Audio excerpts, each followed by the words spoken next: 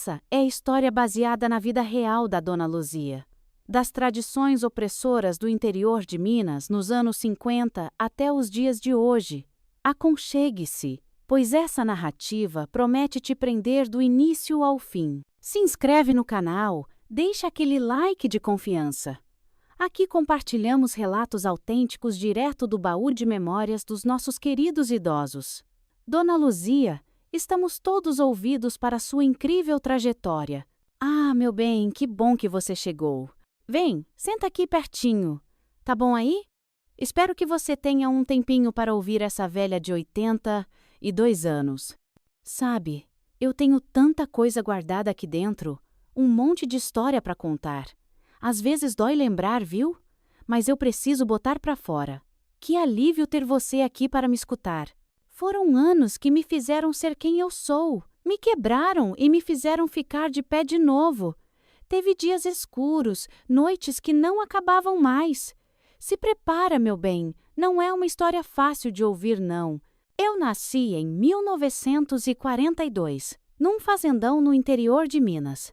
Era um lugar bonito, mas cheio de regras rígidas e tradições que sufocavam a gente. Meu pai, o Coronel Vicente, era um homem que todo mundo respeitava e temia. Ele mandava não só na nossa família, mas em quase toda a região. Era político, daqueles que conseguia o que queria na base da força e da influência. Minha mãe, Dona Amélia, coitada, era o oposto do meu pai.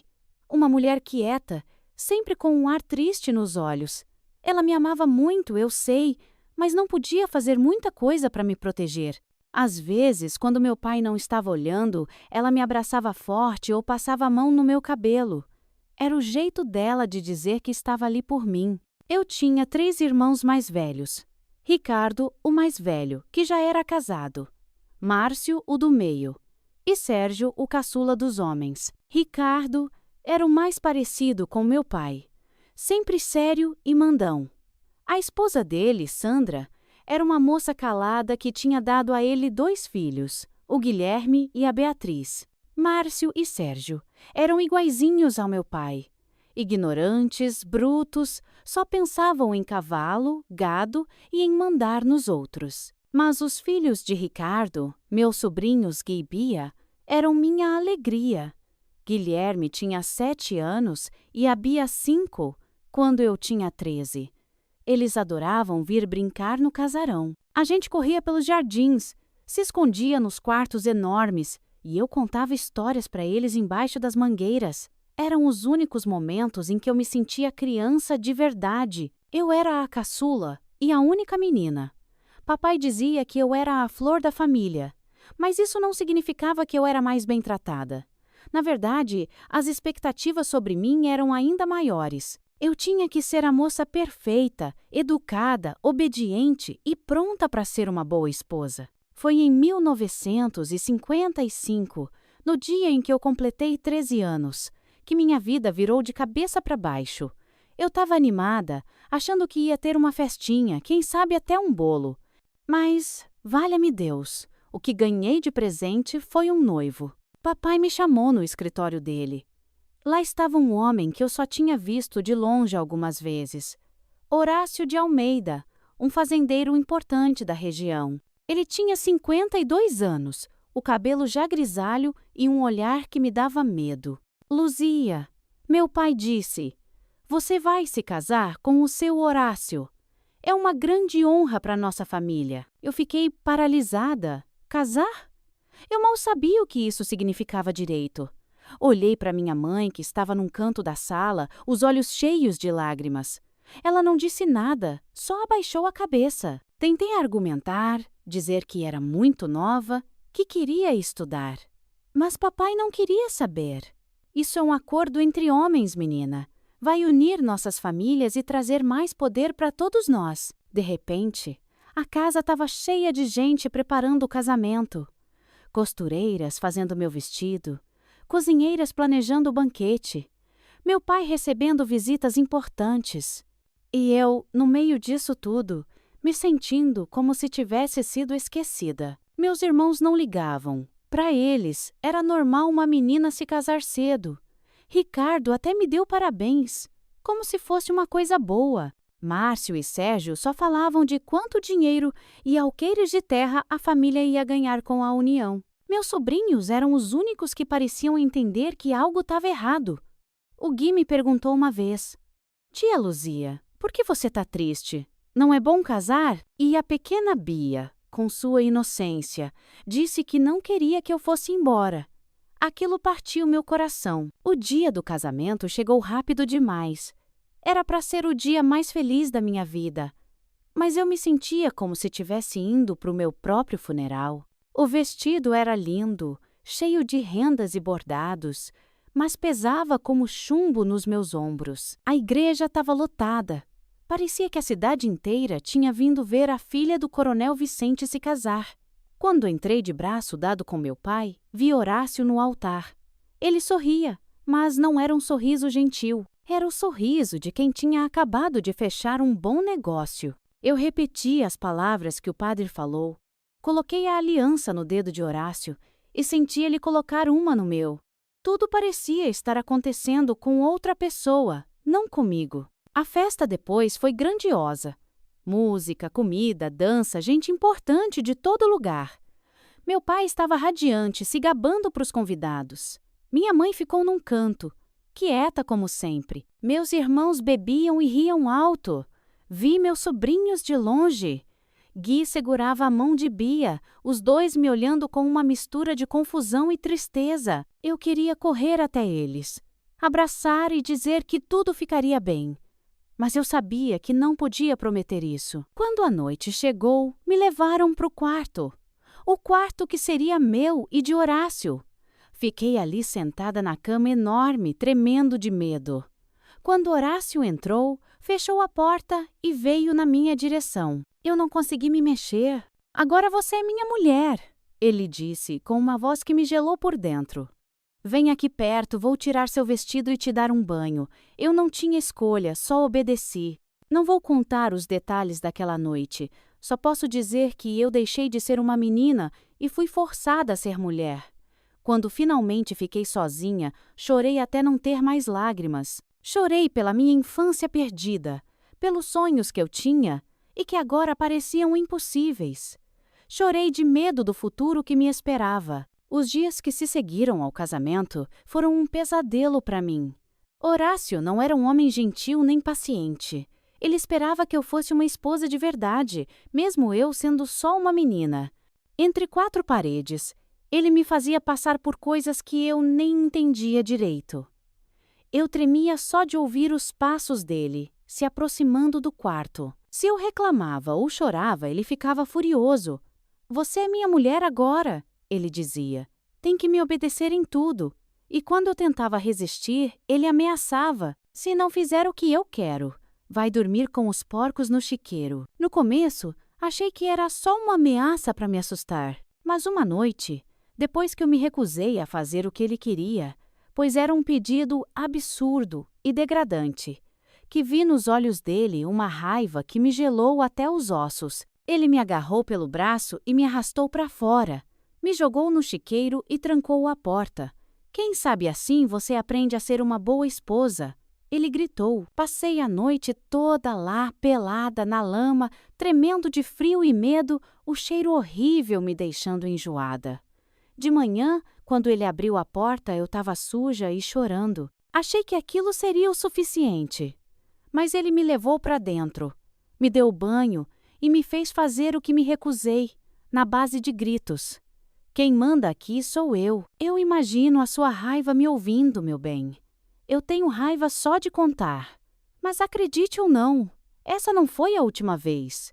Teve outra noite que ele me fez dormir lá de novo. Dessa vez foi porque eu tinha queimado o jantar. Eu estava tão cansada e assustada que nem conseguia me concentrar direito na cozinha.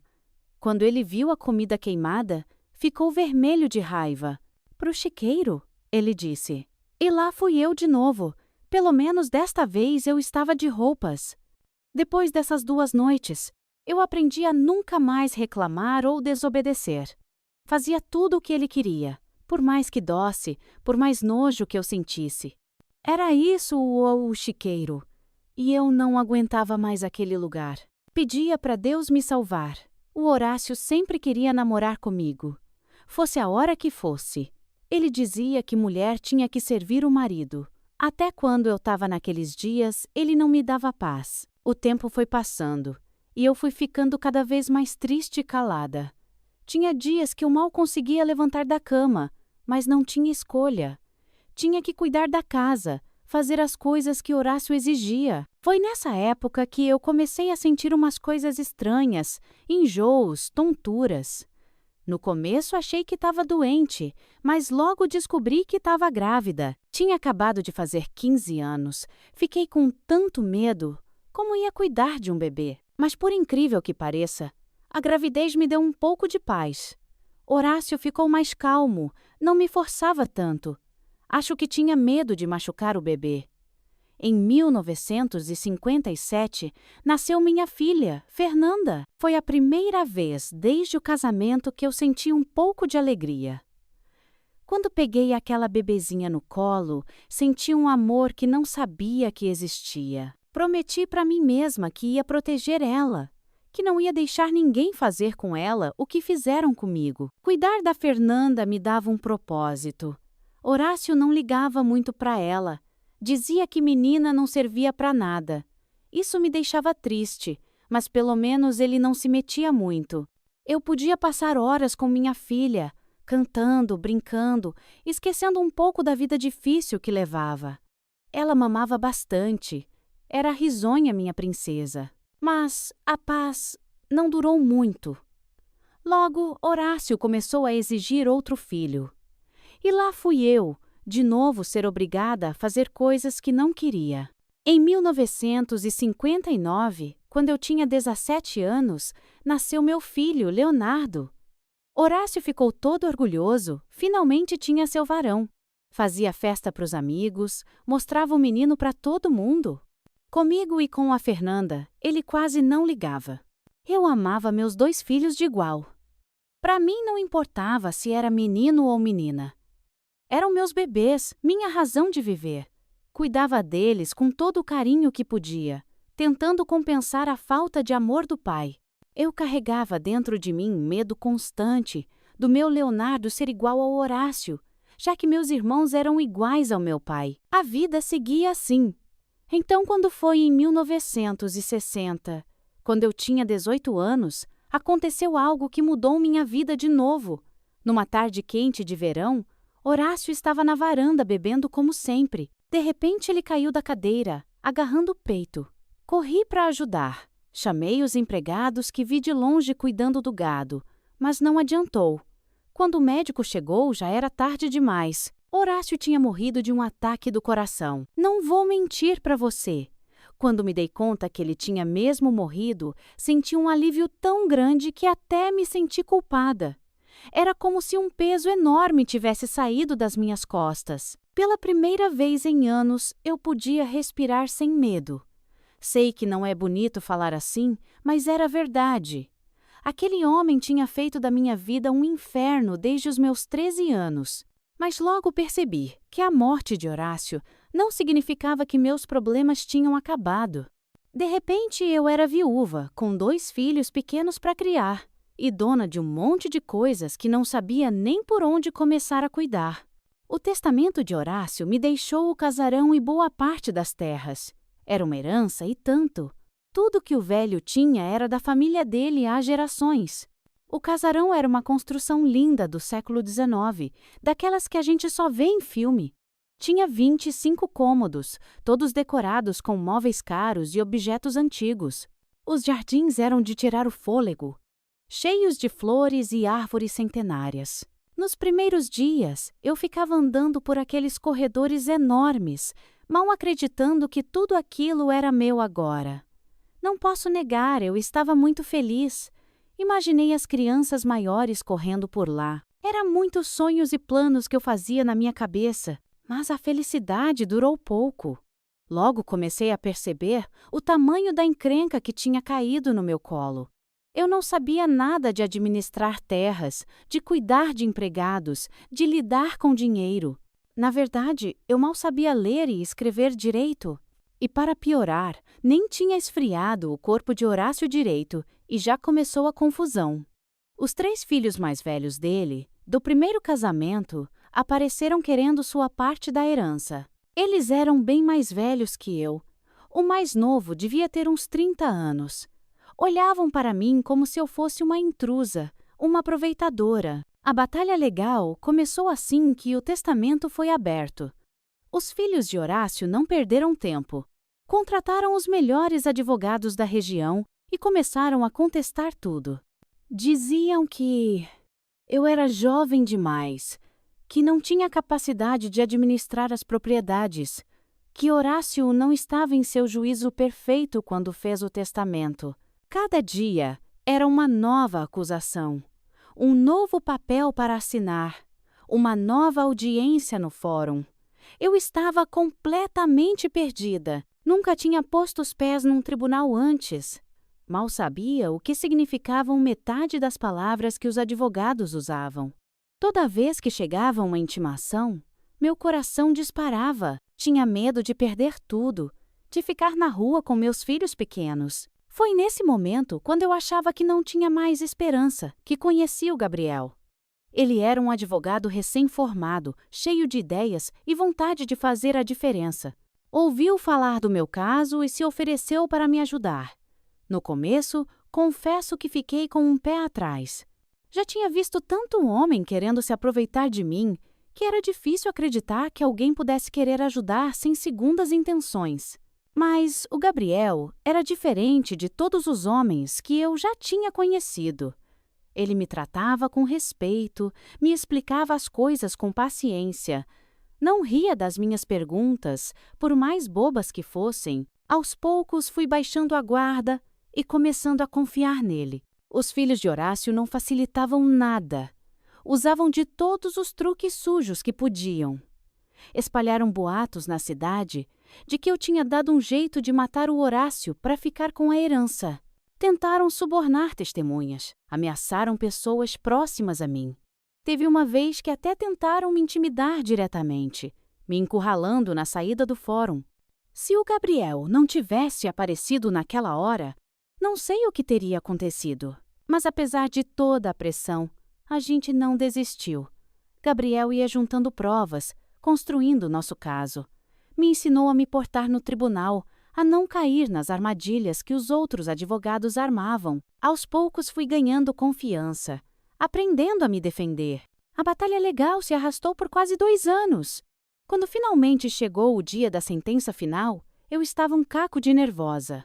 O juiz lia a decisão. Quando ele anunciou que o testamento era válido e que eu tinha o direito de ficar com o casarão e as terras, foi como se o mundo tivesse parado por um instante. Não conseguia acreditar de primeira. Saí do fórum naquele dia me sentindo a mulher mais forte do mundo. Tinha enfrentado tudo e todos e tinha vencido. Pela primeira vez na vida, senti que o futuro era meu para moldar como eu quisesse. Mas como tudo na minha vida naquela época, a minha alegria durou pouco. Naquela mesma noite, enquanto eu estava em casa com as crianças, tentando comemorar nossa vitória, ouvi o barulho de uma caminhonete chegando. Antes que eu pudesse entender o que estava acontecendo, meu pai, o coronel Vicente e meus irmãos invadiram a casa. Eles pareciam possessos, gritando que eu era muito jovem para administrar tudo aquilo. Você não tem capacidade para cuidar dessas terras, menina. Meu pai berrava enquanto meus irmãos começavam a pegar as crianças. Eu gritei e tentei impedir, mas eles eram mais fortes. Vi com horror quando colocaram a Fernanda e o Leonardo na caminhonete. Meus pequenos estavam aos prantos. Para onde vocês estão levando meus filhos? Eu implorava, mas ninguém me dava ouvidos. Meu pai me agarrou pelo braço, me arrastando também para a caminhonete. Vamos para casa, lá a gente resolve isso. Chegando na fazenda dos meus pais, vi minha mãe esperando na varanda. Ela parecia triste, mas não fez nada para me ajudar. Só ficou lá, quieta, enquanto meu pai me empurrava para dentro de casa. A gente vai cuidar de tudo agora. Ele disse com aquele tom que não aceitava discussão. Você é nova demais para lidar com esse tipo de coisa. Passei a noite chorando, abraçada com meus filhos.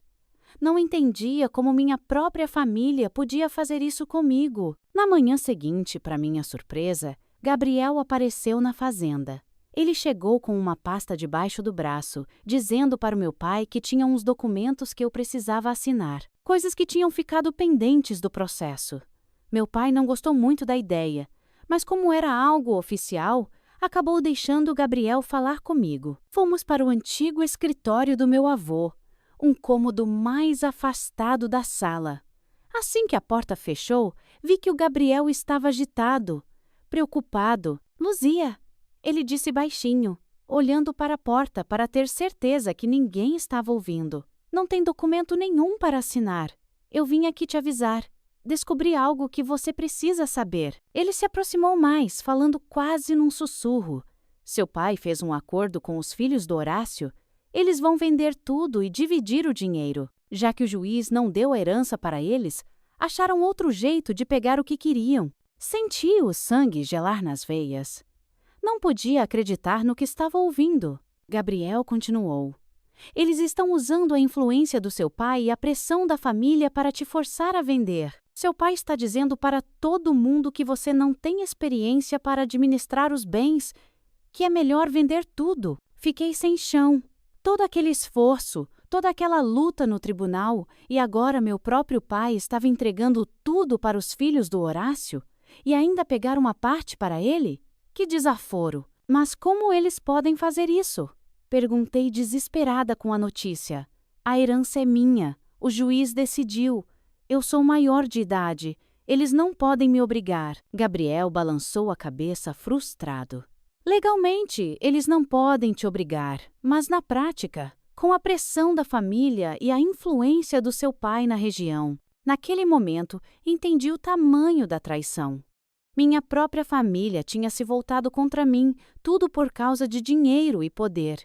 Já não era a primeira vez. Me senti encurralada. Logo depois que o Gabriel me contou tudo, a porta do escritório se abriu de repente. Meu irmão Márcio entrou, os olhos desconfiados, olhando de mim para o Gabriel. Naquele momento, vi o Gabriel mudar completamente.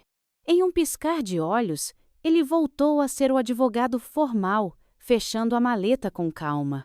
Dona Luzia, muito obrigado, ele disse, sua voz não traindo nada do que tínhamos acabado de falar.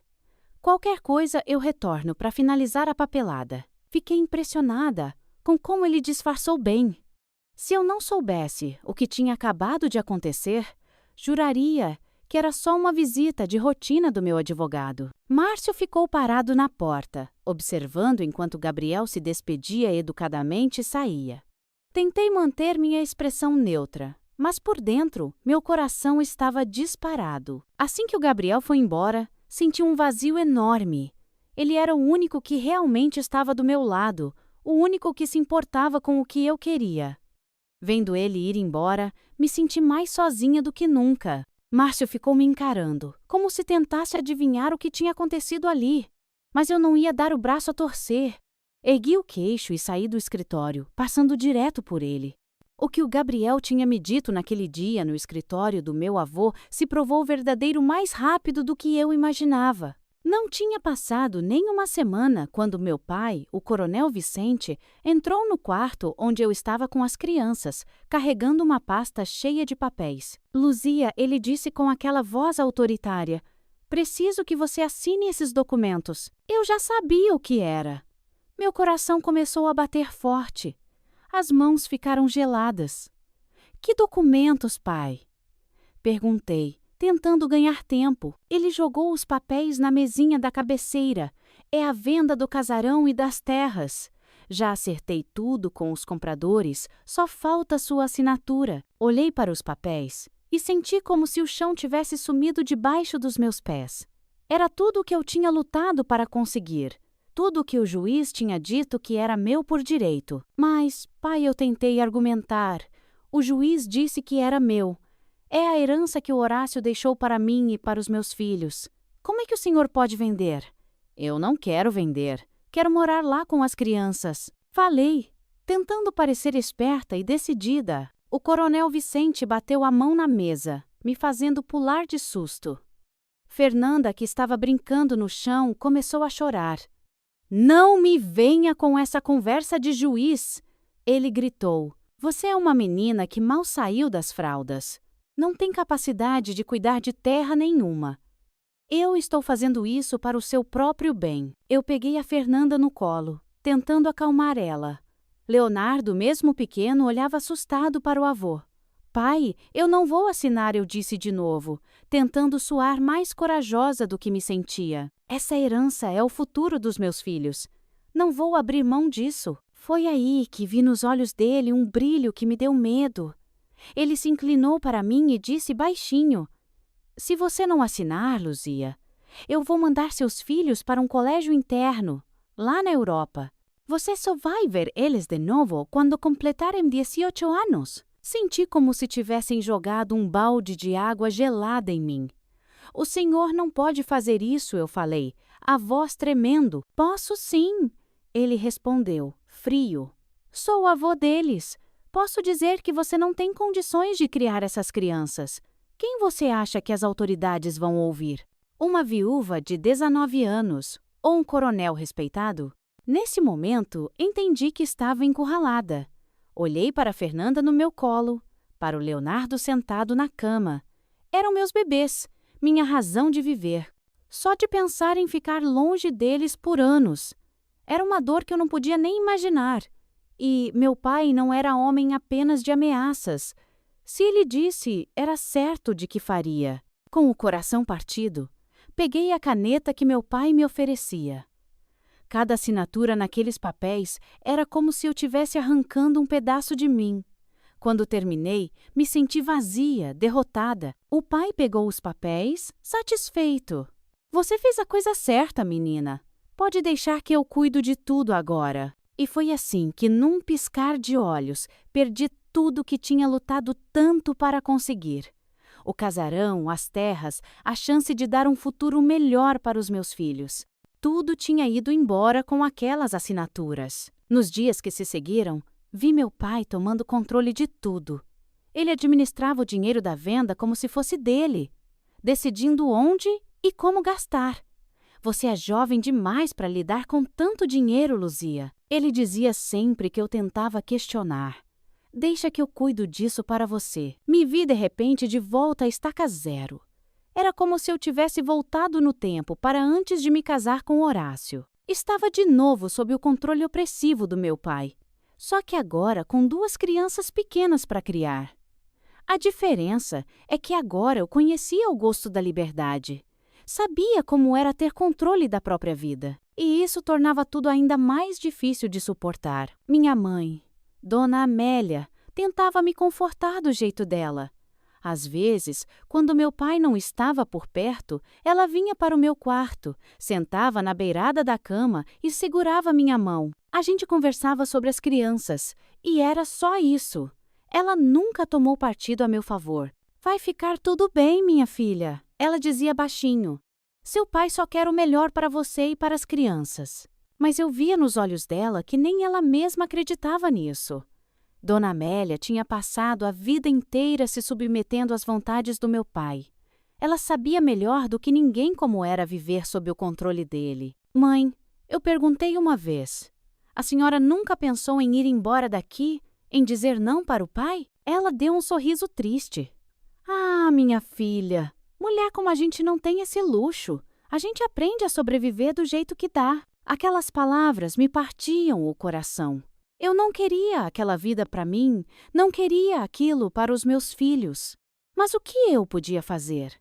Estava presa, sem dinheiro, sem apoio. Os dias foram passando e eu fui me sentindo cada vez mais sufocada sob o controle do meu pai. Via meu pai gastando dinheiro da venda em coisas que ele queria, fazendo negócios, comprando mais terras. E eu ali, sem poder dizer nada, tendo que pedir permissão até para comprar roupas para os meus filhos. Mas, sabe, tinha uma coisa que não saía da minha cabeça. Gabriel, o jovem advogado que tinha lutado tanto por mim, que tinha sido o único a realmente se importar com o que eu queria. Eu pensava nele, sempre imaginava que ele poderia ser meu marido, um homem bom. Mas era tudo na minha cabeça. Em nenhum momento ele deu a entender que queria algo comigo. E eu também não, mesmo porque quando eu via ele, nunca pensava essas coisas. Foi somente quando eu estava sozinha, de volta na casa dos meus pais, que passei a pensar nele desta maneira. Não sei o que mudou dentro de mim, mas eu lembro que foi bem assim que percebi meus sentimentos mudarem. Era como se, longe dele, eu tivesse começado a ver o Gabriel de um jeito diferente. Talvez fosse a solidão. Ou talvez fosse porque, comparado com os homens que eu conhecia, meu pai, meus irmãos, o falecido Horácio, Gabriel parecia quase irreal de tão bom. Ele me respeitava, me ouvia, lutava pelos meus direitos. Era difícil não sonhar com alguém assim, mas eu sabia que eram só sonhos, fantasias de uma mulher jovem presa numa vida que não escolheu. Gabriel provavelmente nem pensava em mim desse jeito. Para ele, eu devia ser só mais uma cliente, uma moça com problemas. E ele jamais se meteria em tamanha encrenca. Mesmo assim, não conseguia parar de pensar nele. Era como se, sem que eu tivesse percebido, Gabriel tivesse se tornado uma espécie de porto seguro nos meus pensamentos. Um lugar para onde eu podia fugir, nem que fosse só na minha imaginação. Quando as coisas ficavam difíceis demais, os meses foram passando e eu já estava me conformando com a vida que tinha. Não era o que eu sonhava, mas pelo menos meus filhos estavam bem. Fernanda e Leonardo eram saudáveis e, graças a Deus, bem tratados por todos na fazenda. Até meu pai, o durão Coronel Vicente, parecia ter um lado mais macio quando estava com os netos. Foi numa tarde quente de verão que tudo mudou de novo. Eu estava na varanda, observando as crianças brincarem no quintal, quando um dos empregados veio me chamar. Dona Luzia, o coronel quer ver a senhora no escritório. Senti um frio na barriga. Geralmente, quando meu pai me chamava no escritório, não era coisa boa. Ajeitei o vestido, respirei fundo e fui. Quando entrei no escritório, a primeira coisa que vi foi meu pai, sentado atrás de sua enorme escrivaninha de madeira maciça. Mas logo meus olhos se fixaram na outra pessoa na sala. Meu coração quase parou. Era o Gabriel. Ali, de pé, com seu terno bem passado e aquele sorriso que iluminava o rosto inteiro. Meu príncipe. Era assim que eu via ele nos meus sonhos, nas minhas fantasias secretas. Senta, Luzia, meu pai disse, me trazendo de volta à realidade. Sentei, tentando controlar o tremor nas minhas mãos. O que o Gabriel estava fazendo ali? Luzia, meu pai começou. O doutor Gabriel aqui veio me fazer um pedido. Ele quer se casar com você. Achei que tinha ouvido errado. Casar? Gabriel? Comigo? Meu pai continuou. Eu quero saber o que você acha. Você quer se casar com ele? Eu mal podia acreditar no que estava ouvindo. Meu pai, o homem que tinha controlado cada aspecto da minha vida até ali, estava me dando uma escolha. Naquele momento, era como se Deus tivesse ouvido minhas preces. Era como se os meus sonhos tivessem virado realidade de repente. Olhei para o Gabriel, que me encarava com aqueles olhos gentis. Depois para o meu pai, que esperava uma resposta. Não precisei nem pensar. Sim, eu disse. A voz saindo mais forte do que eu esperava. Eu aceito. Meu pai pareceu satisfeito. Gabriel sorriu, aquele sorriso que fazia meu coração derreter. Passamos algum tempo acertando detalhes, falando de datas, de arranjos. Eu mal ouvia. Estava flutuando numa nuvem de felicidade. Só quando meu pai nos deixou sozinhos por um momento, é que a realidade começou a se revelar. Gabriel se virou para mim, o rosto sério. Luzia, ele disse baixinho, tem uma coisa que você precisa saber. Senti meu coração apertar. Pensei, estava bom demais para ser verdade. Ele me contou que um amigo dele tinha ouvido que meu pai estava procurando um marido para mim. Havia poucos pretendentes, principalmente porque todos sabiam do temperamento difícil do Coronel Vicente. Eu não podia suportar a ideia de ver você casada com algum velho fazendeiro que seu pai escolhesse, Gabriel disse, seus olhos cheios de emoção. Então eu Eu menti para o seu pai. Fiquei confusa. Mentiu? Como assim? Gabriel suspirou. Eu disse para ele que era muito rico, que podia pagar um dote alto pelo privilégio de me casar com a filha do coronel. Fiquei abismada. Era tudo negócio para o meu pai, como sempre. Na verdade, eu, para variar, mais uma vez, era uma moeda de troca. Mas, Gabriel, eu disse, se você não tem esse dinheiro, como vai pagar esse dote? Gabriel baixou os olhos, envergonhado. Eu não sei ainda, Luzia. Ele pegou minhas mãos, olhou nos meus olhos e disse algo que mudou tudo. Fiz isso porque eu queria te salvar, Luzia. Eu sinto muito carinho por você e pelas crianças. Não podia deixar você se casar com alguém que não amasse mais uma vez. Alguém que seu pai escolhesse só pelo dinheiro. Meu coração estava batendo tão forte que achei que ele podia ouvir. Gabriel continuou. Eu sei que é loucura, mas se você quiser ficar comigo, eu dou um jeito da gente fugir daqui. Começar uma vida nova longe do seu pai, longe de tudo isso. Antes que eu pudesse responder, Gabriel se inclinou e me beijou. Foi um beijo suave, cheio de promessas e possibilidades. Quando nos separamos, eu estava ainda mais apaixonada do que antes. Que beijo bom, meu Deus! Eu também penso em você, Gabriel. Confessei, as palavras saindo quase num sussurro.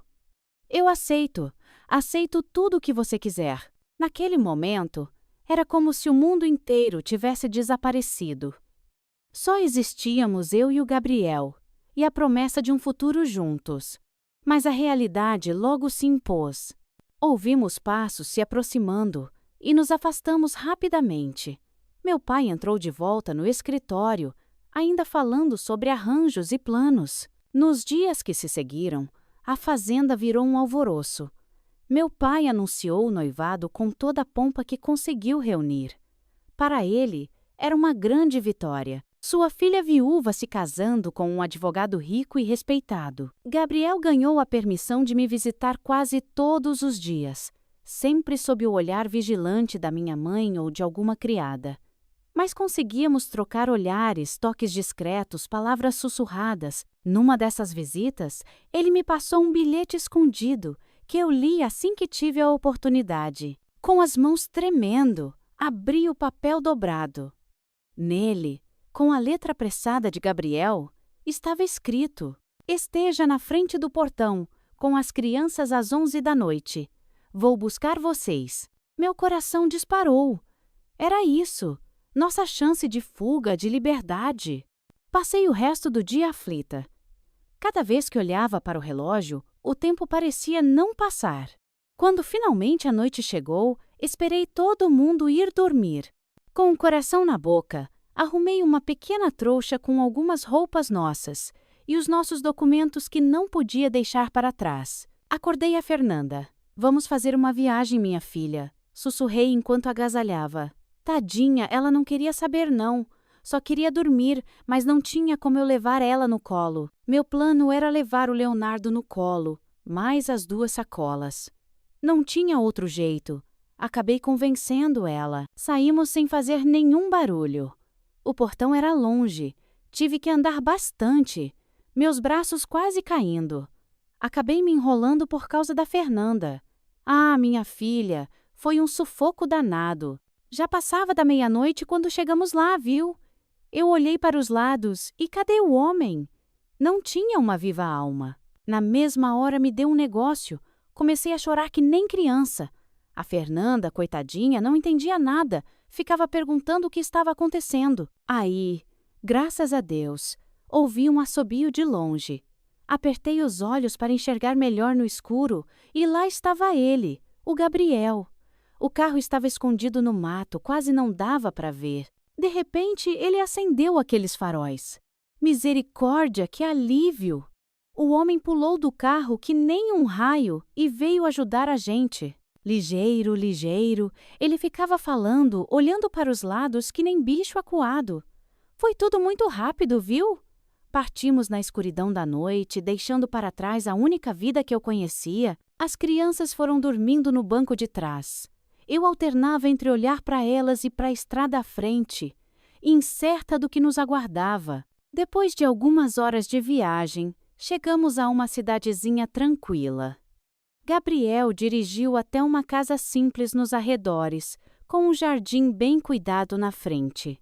Uma senhora elegante de cabelos grisalhos nos esperava na porta. Seu rosto, uma mistura de ansiedade e alívio. Essa é minha mãe. Gabriel explicou com um sorriso cansado nos lábios. Vocês vão ficar aqui por enquanto. A mãe de Gabriel, Dona Inês, nos recebeu com um abraço apertado. Seus olhos eram gentis e calorosos, mas pude ver a preocupação neles. Entrem, entrem, ela disse fazendo gestos apressados. Devem estar exaustos, pobrezinhos. Ao entrar na casa, fiquei surpresa com o que vi. Tudo estava preparado para nos receber. Dona Inês nos levou até um quarto que, segundo ela, era o antigo quarto de Gabriel. Agora, havia uma cama de casal arrumada com lençóis limpos e, ao lado, um berço de vime branco para o Leonardo. Preparei tudo para vocês. Dona Inês disse com um sorriso tímido. Espero que esteja bom. Não é o luxo que vocês estão acostumados, mas é de coração. Naquele momento, senti uma onda de gratidão e emoção me invadir. Era sério o que o Gabriel queria comigo. Certamente sua mãe sabia de toda a minha história, e mesmo assim resolveu me acolher. Comecei a chorar e agradeci. Mais tarde, enquanto as crianças dormiam, Dona Inês me contou um pouco de sua história. Ela era viúva há 15 anos.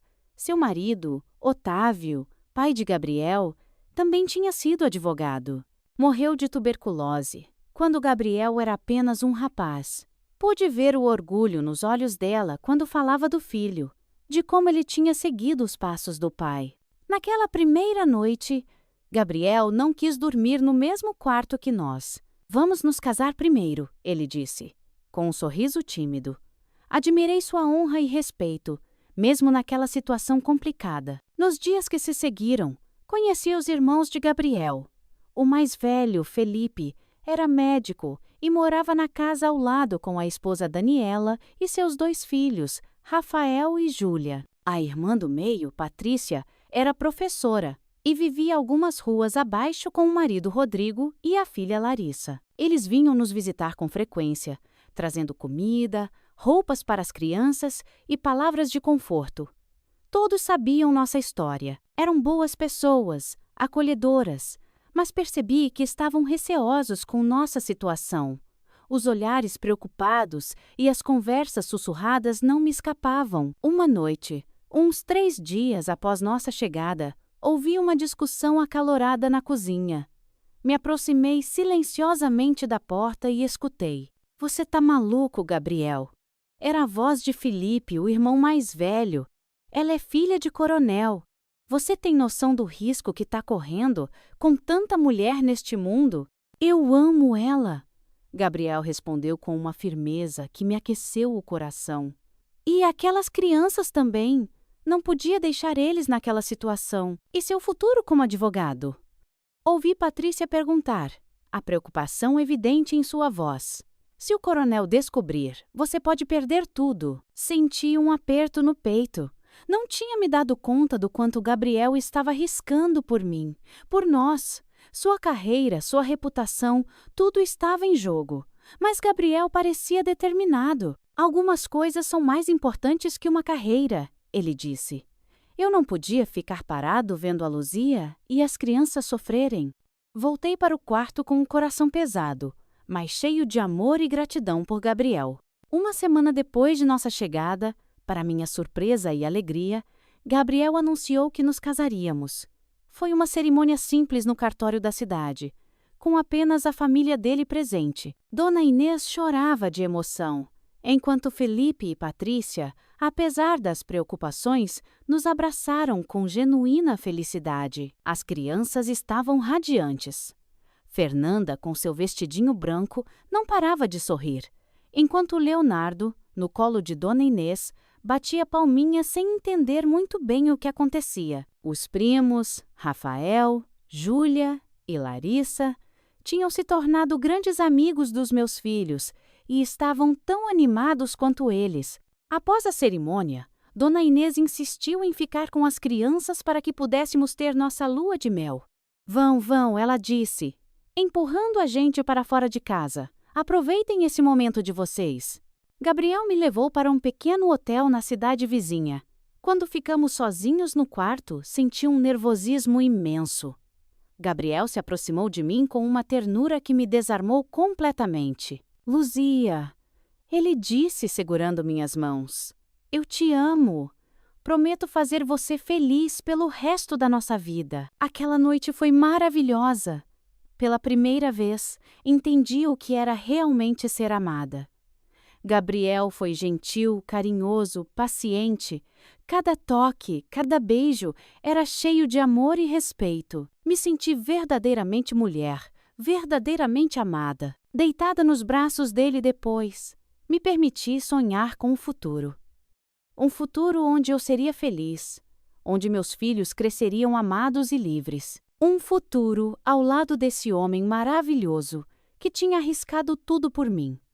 Mas uma parte de mim sabia que nossa jornada estava longe de terminar. O fantasma do meu pai, a ameaça de sermos descobertos, ainda pairava sobre nós. Mas naquela noite, nos braços de Gabriel, me permiti esquecer tudo isso e apenas ser feliz. Voltamos para a casa de Dona Inês, no dia seguinte, prontos para começar nossa vida juntos. As crianças nos receberam com abraços e risadas. E pela primeira vez em muito tempo, me senti verdadeiramente em casa. Os dias que se seguiram foram de adaptação e planejamento. Gabriel começou a procurar trabalho na cidade. Era estranho pensar que há alguns meses ele tinha deixado essa mesma cidade, sua terra natal, recém-formado em direito, para aceitar uma vaga num escritório de advocacia na minha cidade. Na época, era uma oportunidade que ele não podia recusar. Um emprego garantido num escritório respeitado, mesmo que isso significasse se mudar para longe da família. Foi assim que nossos caminhos se cruzaram. E agora, o destino nos trazia de volta para sua cidade natal, mas em circunstâncias tão diferentes. Enquanto ele procurava se reestabelecer profissionalmente, eu ajudava Dona Inês com a casa e as crianças.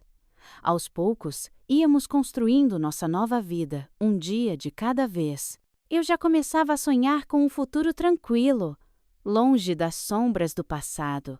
Mas como dizem os antigos, quando a felicidade parece completa, é que o destino resolve pregar suas peças. E foi exatamente isso que aconteceu com a gente. Olha, minha filha, vou te contar como foi. O Gabriel chegou em casa naquele dia com uma cara de dar dó. Eu logo vi que coisa boa não era. Ele me mostrou um papel todo amassado e disse, com a voz tremendo, seu pai. Ele descobriu onde estamos e usou da influência dele contra mim, Luzia. Era uma notificação daquelas oficiais. Meu pai, aquele velho astuto, tinha usado dos conhecidos dele para abrir um processo contra o Gabriel na ordem dos advogados. Dizia que meu marido tinha feito coisa errada, que não tinha ética. Tudo lorota, é claro. O velho provavelmente ficou sabendo que a gente já estava casado e resolveu se vingar no meu Gabriel. Eles suspenderam minha licença de advogado. O Gabriel falou, caindo sentado numa cadeira.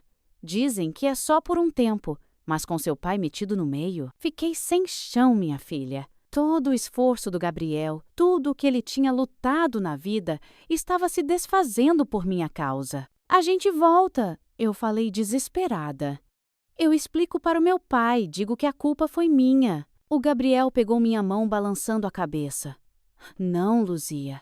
Se você voltar, ele vai te prender naquela casa e nunca mais vai te deixar sair. E as crianças, quem sabe o que ele faria? Naquela noite não preguei o olho. Ficava pensando em tudo o que tinha acontecido. Em como minha vontade de ser livre tinha custado tanto para o Gabriel. A mãe dele tinha dó de mim. Eu sei, mas eu sentia o olhar dela me evitando. Devia estar chateada, pois seu filho se prejudicou por minha causa.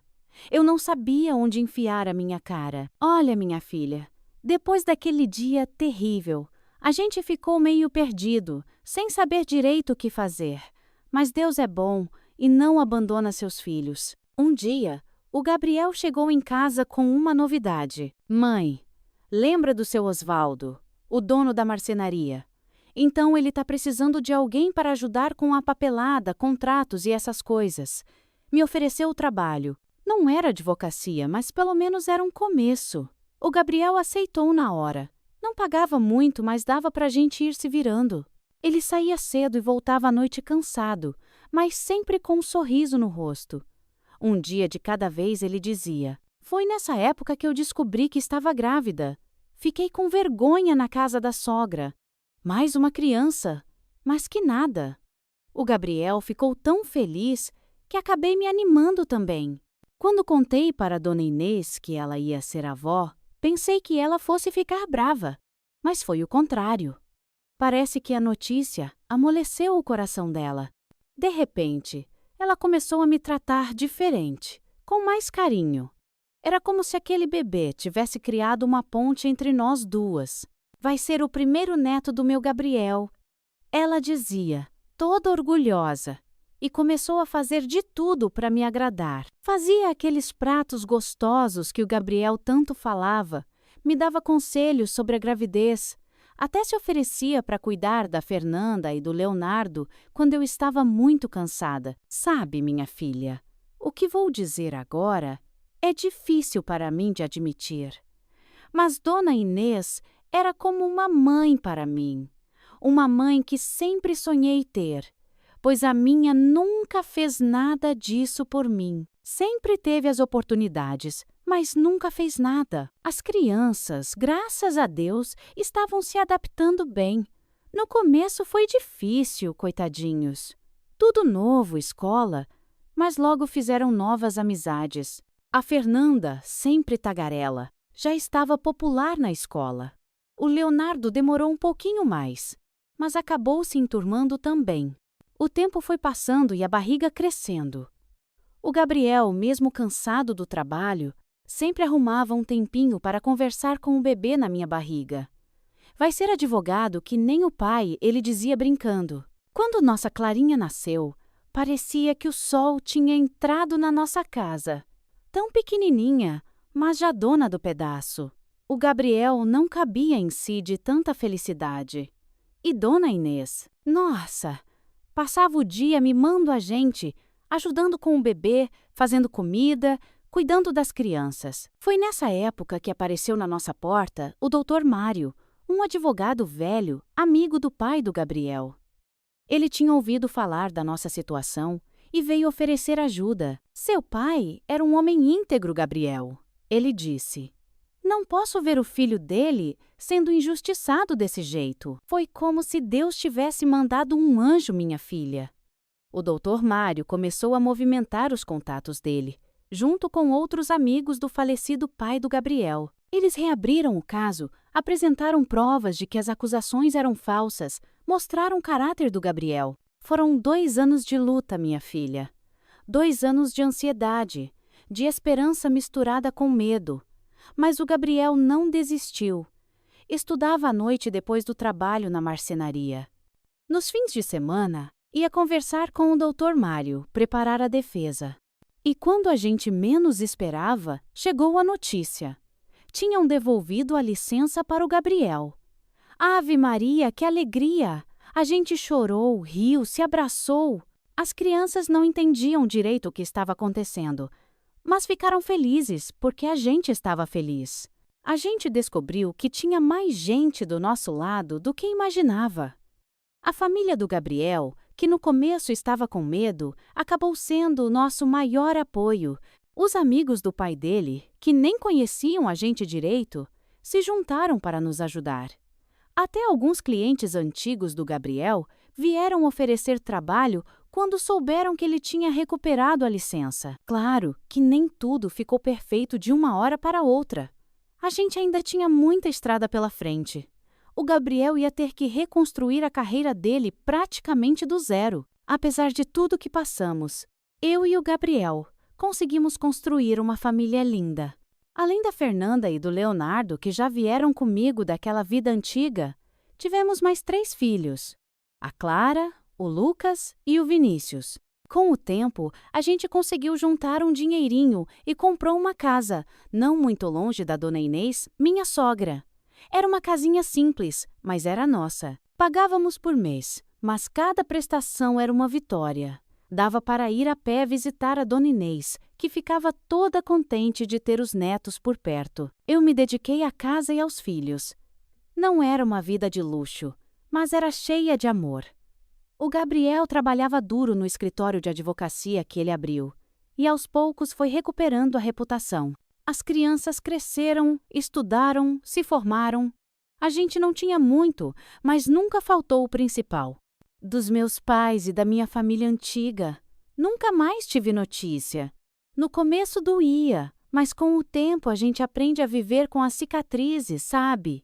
Às vezes eu me pegava pensando neles, imaginando como estariam, mas nunca tentei fazer contato. Tinha medo do que podia acontecer. As crianças cresceram ouvindo nossa história. A gente nunca escondeu nada deles. A Fernanda e o Leonardo sempre souberam que o Gabriel não era pai biológico deles, mas para eles, ele sempre foi pai em tudo que importava. Chamavam ele de pai desde pequenos e o amor entre eles era de verdade. A Fernanda, nossa primogênita, tinha acabado de se casar. Foi uma festa linda, simples, mas cheia de amor. Ver minha menina de vestido branco entrando na igreja de braço dado com o Gabriel. Ah, minha filha, não tem preço. Foi mais ou menos nessa época que a vida resolveu dar mais uma bela reviravolta. Um dia, o Gabriel chegou em casa com uma cara estranha, segurando um envelope na mão. Luzia, ele me chamou, a voz séria. Chegou isso no escritório hoje. Era uma carta de um advogado. Meu coração gelou na hora. Mas quando o Gabriel leu o conteúdo, fiquei sem chão. Era sobre a fazenda da minha família. Meu pai tinha falecido e o advogado estava me convocando para a leitura do testamento. Depois de tantos anos sem notícias, aquilo caiu como uma bomba. Fiquei sem saber o que fazer.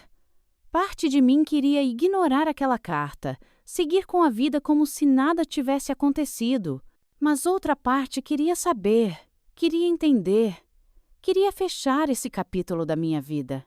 Conversei com Gabriel e com os filhos. Para minha surpresa, eles foram unânimes. Achavam que eu devia ir. Afinal, o que poderia acontecer? Já éramos todos adultos. Eu não tinha mais medo do meu pai ou da minha família. E as crianças? Bom, elas tinham crescido ouvindo as histórias da minha vida antiga e estavam curiosas para conhecer esse lado da família que nunca tinham visto. Era a nossa oportunidade e assim decidimos ir todos juntos. Até o marido da Fernanda, o Marcelo, foi junto. A viagem de volta para a minha cidade natal foi estranha. Cada quilômetro percorrido era como voltar no tempo. Eu ia reconhecendo lugares, relembrando momentos. O Gabriel segurava minha mão o tempo todo, me dando força. Quando chegamos na fazenda, meu coração disparou. Tudo estava diferente, mas ao mesmo tempo igual. A casa grande, os campos, o cheiro da terra. Era como se o tempo não tivesse passado. Eu lembro que fui o tempo todo pensando: será que a minha mãe está viva? Fomos recebidos pelo advogado, um homem mais novo que eu não conhecia. Ele nos levou para a sala onde seria feita a leitura do testamento. Lá dentro, encontrei rostos conhecidos. Meus irmãos, alguns tios, primos, todos mais velhos, é claro, mas ainda reconhecíveis. O silêncio que caiu quando entramos era pesado. Podia sentir os olhares sobre mim, sobre minha família. Alguns hostis, outros curiosos, poucos acolhedores. Minha mãe não estava lá. Descobri depois que ela tinha falecido alguns anos antes. Esse era o meu maior medo. Eu não conseguia parar de chorar. Eu devia ter voltado por ela. Olha, se remorso matasse, eu teria morrido naquele momento. Que dor, meu Deus, que peso no meu coração. A leitura do testamento foi surpreendente, para dizer o mínimo.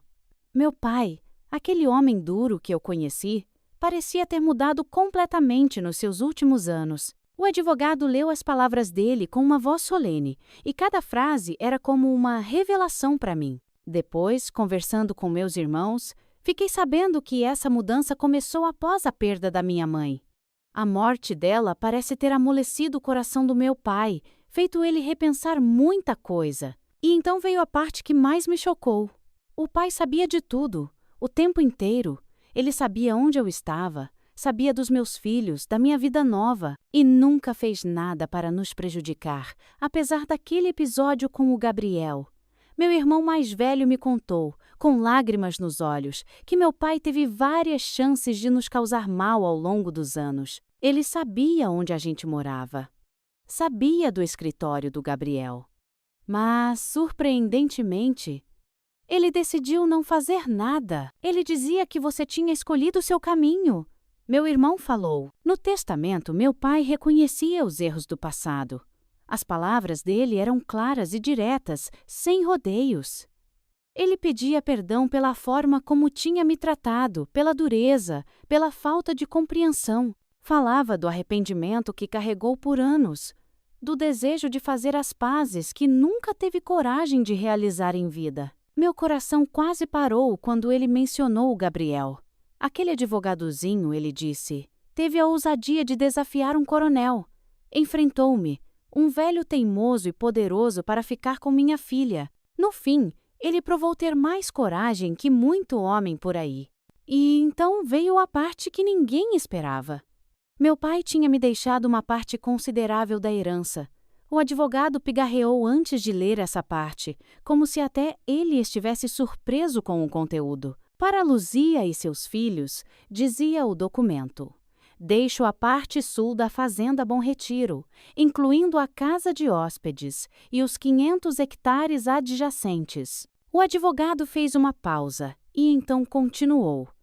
Este legado é feito como forma de reparação pelos anos perdidos e pelo dote que lhe era de direito. Senti o Gabriel apertar minha mão enquanto um burburinho se espalhava pela sala, mas o advogado não tinha terminado. Além disso, ele continuou. Transfiro para Luzia a quantia resultante da venda da Fazenda São João, anteriormente propriedade de Horácio de Almeida. Meu coração quase parou ao ouvir o nome do meu ex-marido. O advogado prosseguiu.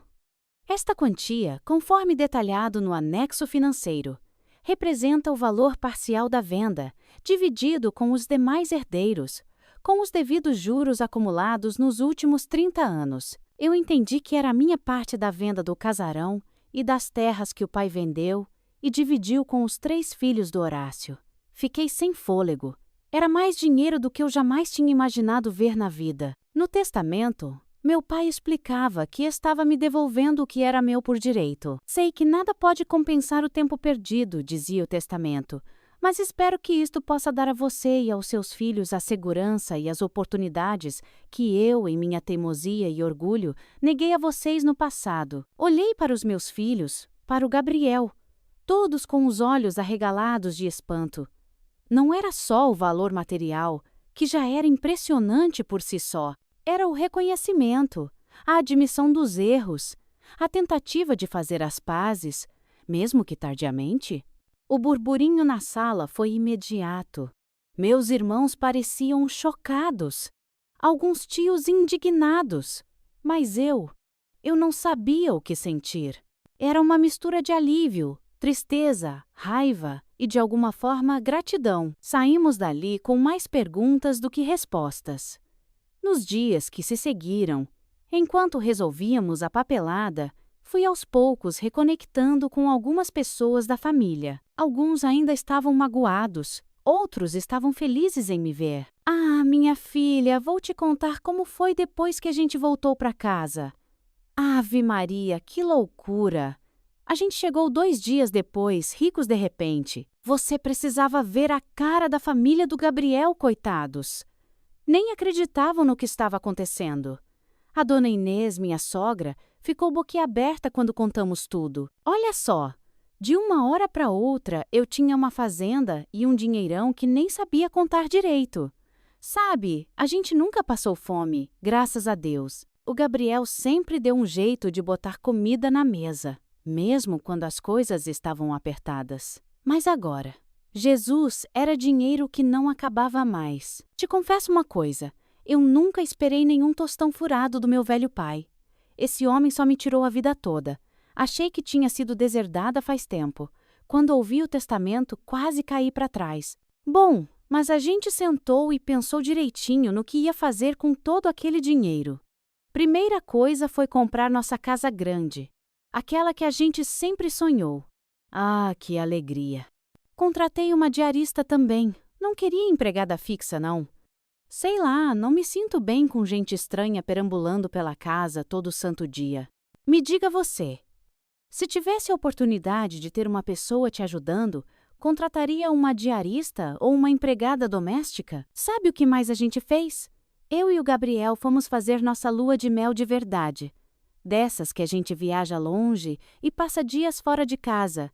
Isso mesmo, depois dos 50 anos. Olha, se você nunca teve chance quando era nova, ou por causa dos filhos, e puder fazer quando ficar mais velha, vá.